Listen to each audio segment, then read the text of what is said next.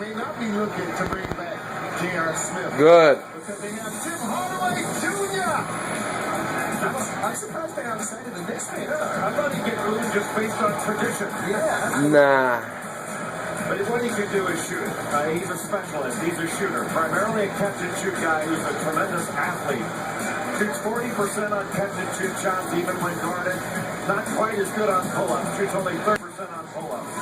He's been working on putting the ball on the deck more and trying to get to the basket. He finishes pretty well in transition off those passes that he's been getting from Trey Burke.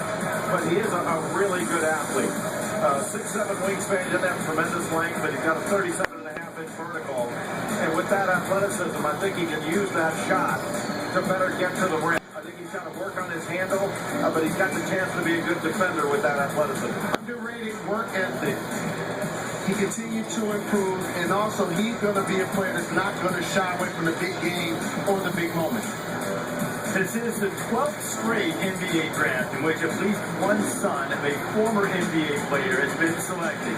Tim Hardaway had a sensational career. 5 times he was an all-star. He was all-NBA first team back in 1997.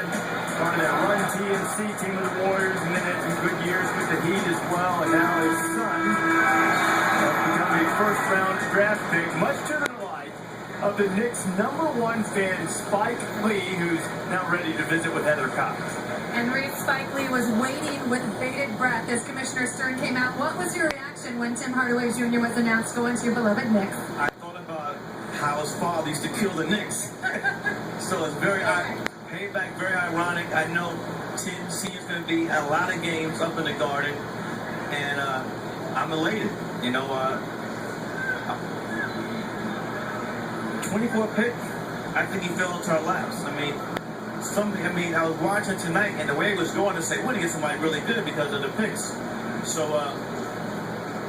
we're ready. He's going to really help right away. Well, this is a team that certainly wants to go places. A frustrating loss to the Pacers in the playoffs. You know this team better than most. How much more does this team need? When you get younger, bigger, and smarter. What up? We're asking for a lot. But, I don't want to... They cannot be a three-peat. Somebody got to do something about that. We'll see who we can talk to, Spike. Thank you. Back to you guys.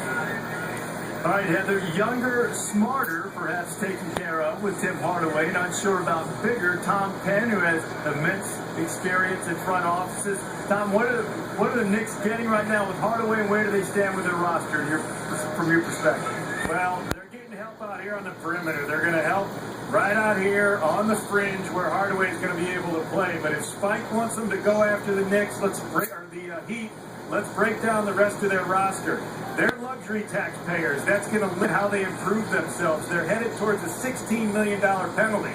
It's not about the money for the Knicks. It's about how it handcuffs them because they don't have as many exceptions to use. They're going to have to re-sign J.R. Smith. Pablo Prigioni and Chris Copeland are both restricted free agents. But here's the real issue with the Knicks, and let's face it. Amari Stoudemire, when he comes in the game and the big three play together, they are under 500, 34 and 36 over the last 3 years. Why? Because Amari and Carmelo occupy the same real estate. They're fighting for position. Tyson, that just doesn't work right now. The coaches have to figure that out. Tim Hardaway Jr. isn't going to solve it. And if they're going to really challenge the Miami Heat, this problem here needs to be fixed. Well, the Knicks have the most expensive front court in the history of the NBA right now. And that's what he was just talking to us with Melo, Tyson Chandler, and also Amari Stoudemire. That situation may handcuff them as it relates to making other moves, but again, bringing in Tim Hardaway Jr. going to give them another shooter and another perimeter player. And Amari's untradeable because his contract isn't insured. There's no way they're getting rid of him. I just want to say, though, Tom Penn, I always consider myself the Picasso of the ESPN.com trade machine. He's the Picasso of the touchscreen. See how he was moving things around?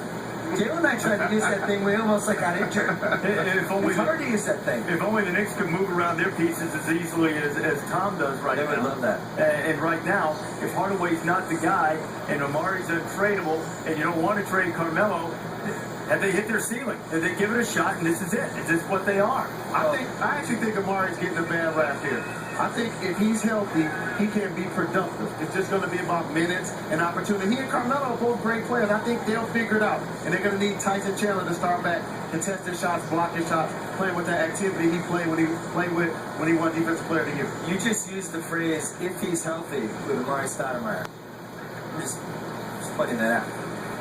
Because he's never healthy. Is that part of the issue? He's been healthy. I think he's Not for a couple of years. I think if people weren't judging him by the money he made, but by what he possibly do on the floor, I think they can appreciate him a little bit more. All right, so the Knicks have dominated the recent conversation. Clippers, the new coach, Doc Rivers, about to have